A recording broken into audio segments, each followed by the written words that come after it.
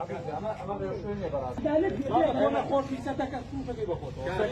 انا خوشی لو شلانه سن خوشی بس يا عمي عامل بابا انا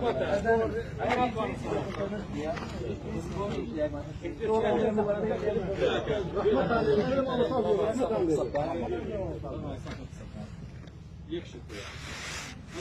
يعني شرعي بيتي لما مصلحة خلق دابه أو بس يعني خوف ورحمة إخوان اللي بكاري تشاشة أجر أو برياري دراويشة شرعي نبي لشويني خوي نبي كاك إخوان بنابرني وبنابرني باشا بس بوم مسقوطي قبول طاني باشا بنا